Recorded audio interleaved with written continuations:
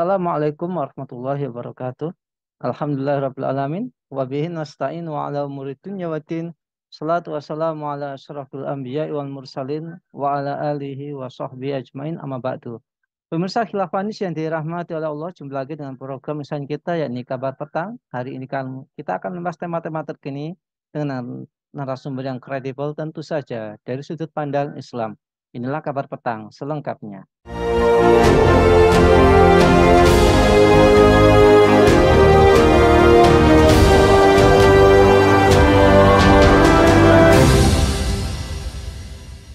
Pemirsa, bakal capres dari koalisi Indonesia Maju, Prabowo Subianto merespon tuduhan dirinya melanggengkan dinasti politik. Keberadaan dinasti politik, kata Prabowo, merupakan sesuatu yang wajar. Ia mengatakan hal tersebut perlu diketahui masyarakat sebagai bentuk pendidikan bangsa. Ini untuk pendidikan bangsa, ya nanti dinasti politik itu adalah sesuatu yang wajar. Kata Prabowo usai menghadiri deklarasi dukungan Pilpres 2024 oleh Partai Solidaritas Indonesia di Jakarta Theater, Jakarta Pusat pada hari Selasa 24 Oktober 2023. Apakah publik sedang dipaksa menyaksikan praktek politik dinasti? Apa konsekuensi dinasti politik dalam demokrasi? Apakah kesenangan rentan terjadi? Untuk membahasnya, kami terhubung dengan Ketua Forum Dr. Muslim Peduli Bangsa, yaitu Bung Ahmad Sastra. Assalamualaikum, Bung Sastra. Waalaikumsalam warahmatullahi wabarakatuh. Gimana kabarnya? Sehat, Bung? Alhamdulillah sehat, semangat. Masya Allah. Bung Sastra, bisa dilihat bagaimana keluarga Presiden Jokowi yang mulai masuk dalam dunia politik. Apakah masyarakat khususnya generasi milenial dan generasi Z secara tidak langsung sedang dipaksa menyaksikan praktek politik dinasti? Saat ini apakah Indonesia sedang baik-baik saja, Bung Sastra? Baik Mas Nanang, jadi jelas ya bahwa ini sebuah apa namanya contoh yang tidak baik ya sebenarnya, meskipun itu diakui oleh Prabowo sebagai hal yang biasa, bahkan kemudian menjadi semacam pendidikan berbangsa. Ini kan kontraproduktif kan dengan eh, apa namanya narasi-narasi pemberantasan KKN itu kan ya, korupsi, kolusi dan nepotisme kan gitu ya. Nepotisme itu kan politik dinasti itu kan nepotisme itu, di mana kepemimpinan itu disebabkan oleh faktor-faktor primordial kan gitu, bukan dari sisi kompetensi kan gitu kan. Nah, kita lihat pertama kan terlihat secara gamblang juga ya dinamika yang ada di MK itu yang kemudian menimbulkan kontroversi kan, sampai kemudian terkait dengan apa namanya batas minimal usia capres dan cawapres itu kan, kemudian ketok palu dan disahkan bahwa 40 tahun itu di bawah itu boleh gitu ya menjadi capres atau cawapres, yang kemudian dari situ muncullah sosok Gibran yang hari ini kemudian mendampingi Prabowo. Ini kan sebenarnya dari sisi runutannya itu kan nampak sekali ada semacam apa namanya ya permainan hukum kan di situ kan. Dan faktanya kan kemudian menimbulkan berbagai polemik ya, yang kabarnya justru akan dibawa kepada ranah hukum kan. Nah, tentu ini untuk generasi milenial ya tentu menjadi semacam pembelajaran yang tidak baik ya. Bahkan mungkin jadi dipaksa untuk memaklumi kan begitu ya. Kalau generasi Z itu kan belum begitu paham ya dengan politik ya, kesadaran politik juga masih lemah, pemahaman politik juga masih lemah. Mungkin bisa jadi tahun ini tuh tahun 2024 tuh mereka tuh pertama kali apa namanya merasakan pesta politik ya, pesta demokrasi dengan memilih capres dan cawapres, terus kemudian dihadapkan peristiwa seperti ini ya, seolah-olah mereka dipaksa untuk memaklumi bahwa ini adalah baik gitu. Itu diakibatkan oleh lemahnya pemahaman dan kesadaran politik kan gitu ya. Nah, yang kedua tentu ini diperkuat lagi dengan pengakuan Prabowo sendiri ya ketika di hadapan kader-kader partai PSI itu kan ketika eh, Kaisang ya memberikan dukungan kepada Prabowo kan dia katakan apa namanya bahwa ini tuh ya biasa bahkan pendidikan politik dan dia kan kemudian menyinggung juga partai-partai lain yang juga melakukan hal yang sama. Nah ini kan ironis sebenarnya kan. Bukannya bicara soal gagasan kan gitu ya, malah kemudian apa namanya melontarkan apologi, apologi bahwa itu sesuatu yang biasa. Kan ini problem bagi generasi Z sebenarnya ya, bahwa ini akan menjadi semacam kebingungan terutama ya. Nah, kemudian kalau ditanya apakah negeri ini sedang baik-baik saja, ya jawabannya sih tentu tidak ya.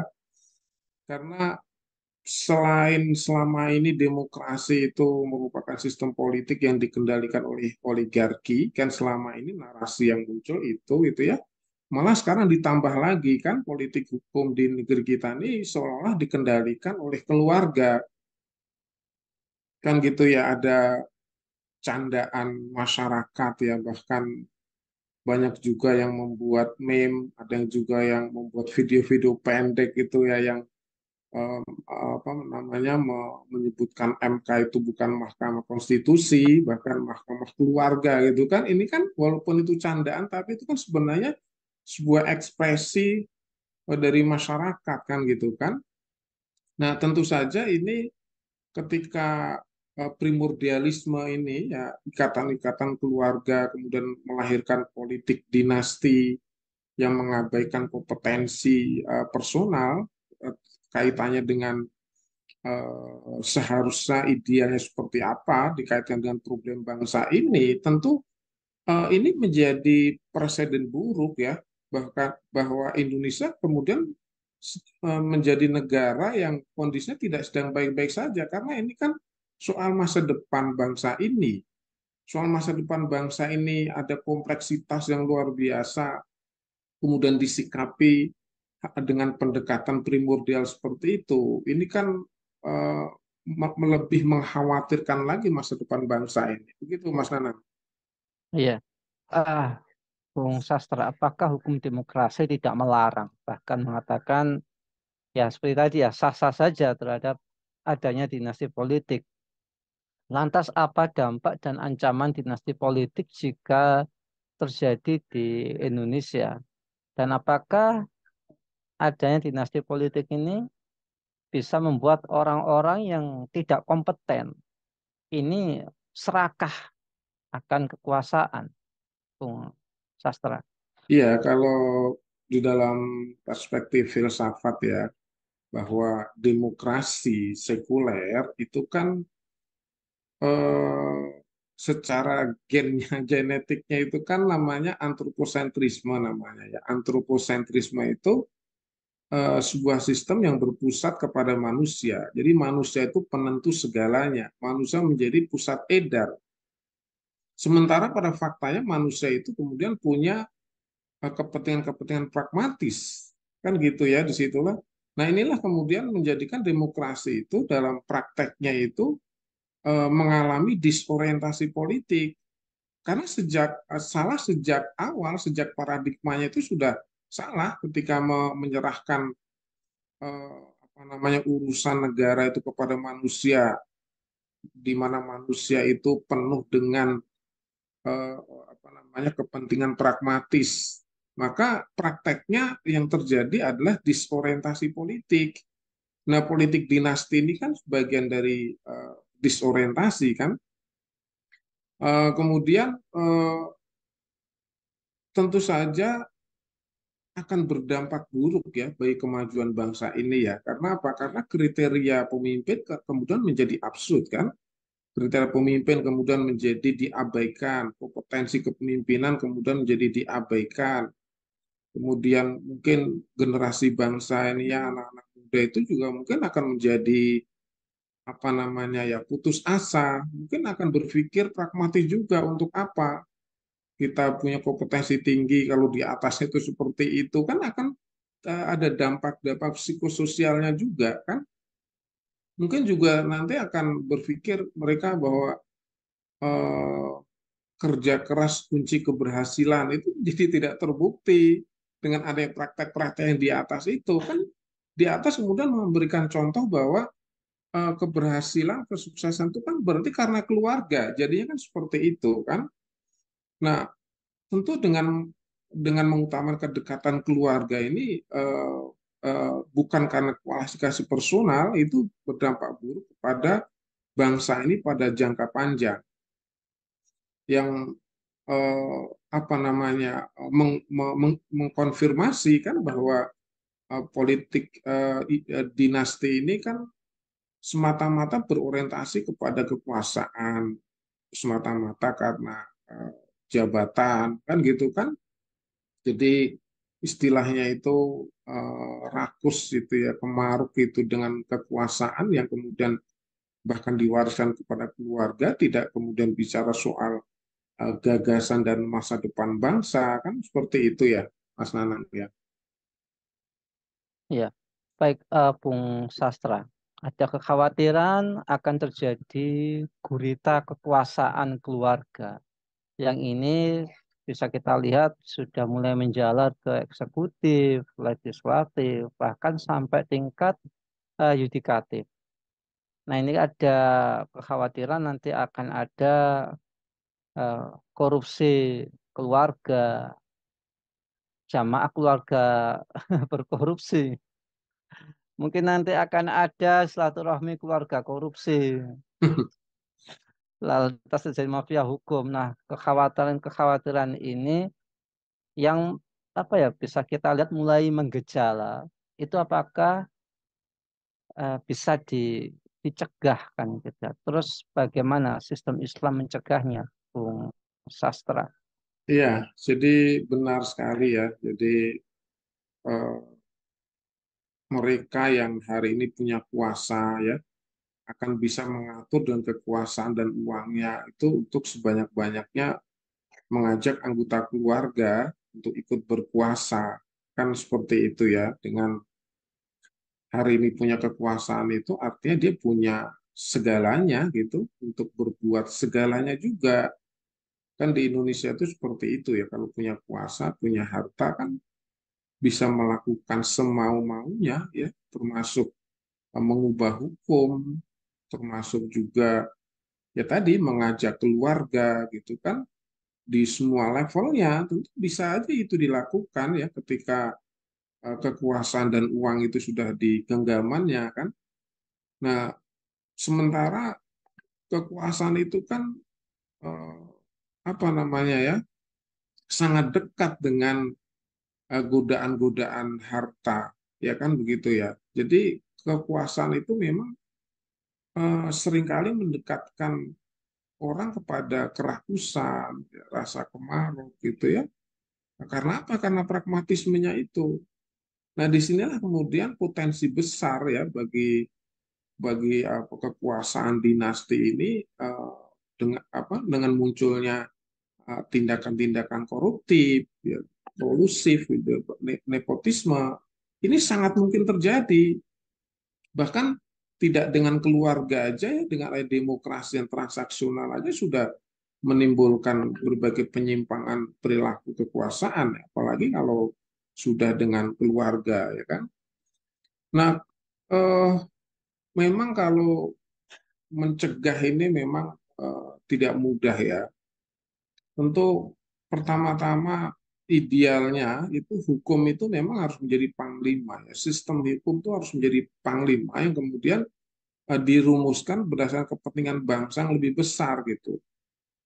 Bukan hukum yang bisa dipermainkan sesuai kepentingan segelintir orang.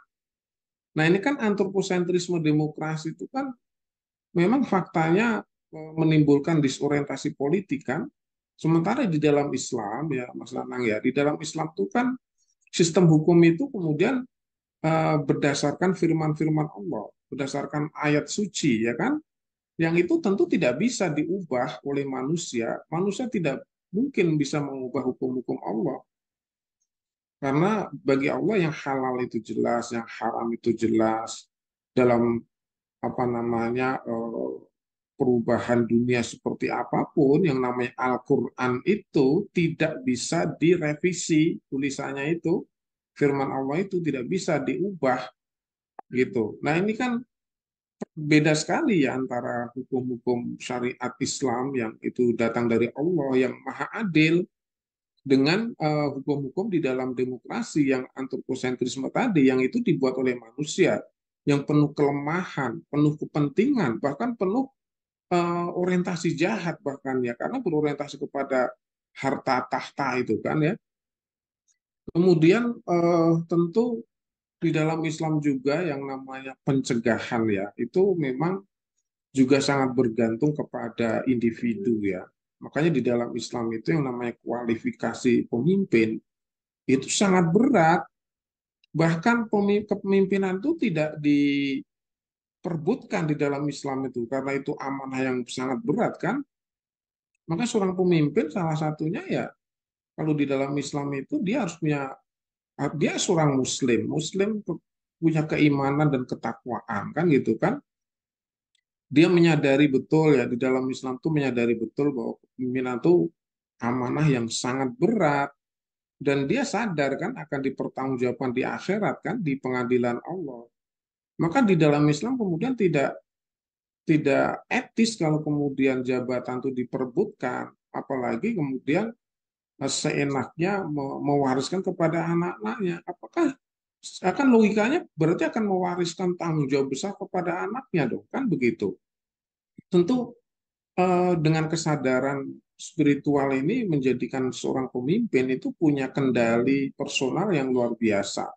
Dengan ketakwaan dan ketakutannya kepada Allah itu kemudian dia akan benar-benar menjadikan kepemimpinan kalau itu kemudian amanah diberikan kepada pundaknya itu betul-betul dijaga luar biasa dengan kejujuran, dengan penuh tanggung jawab, tidak serta-merta kemudian mewariskan kepada anak dan keluarganya. Kemudian tentu saja di dalam Islam juga yang namanya pencegahan itu ada kendali juga dari masyarakat ya, ada kontrol dari masyarakat, ada upaya-upaya pencerahan, upaya-upaya pengingatan, upaya-upaya muhasabah gitu kepada pemimpin. Bahkan di Indonesia ini bukan hanya soal kepemimpinan, tapi juga soal sistem kan. Jadi ini juga harus menjadi kesadaran umat juga. Apalagi kaum intelektual, kaum ulama, ya kan, itu harusnya bukan hanya mencegah dalam arti melakukan kontrol sosial terhadap kekuasaan dan kepemimpinan, tapi juga ikhtiar ya usaha-usaha yang apa namanya yang sungguh-sungguh gitu untuk kemudian apa namanya mengganti sistem, mengganti hukum yang memang itu bermasalah sejak awal itu diganti dengan hukum Islam. Kan hukum Islam di situ jelas ya secara apa namanya intrinsiknya itu sudah benar. Kemudian didukung oleh eh, apa namanya komitmen ketakwaan individunya dengan apa landasan eh, apa, ayat-ayat Allah, syariat Allah gitu. Ini sebenarnya ya secara praktis tadi pencegahan seperti itu, tapi jauh lebih dari itu yang memang harus ada transformasi ya negeri kita ini ya sehingga baik sistem maupun personal itu akan menjadi lebih baik ya kaitannya dengan kepemimpinan bangsa besar ini. Saya kira itu Mas Nana.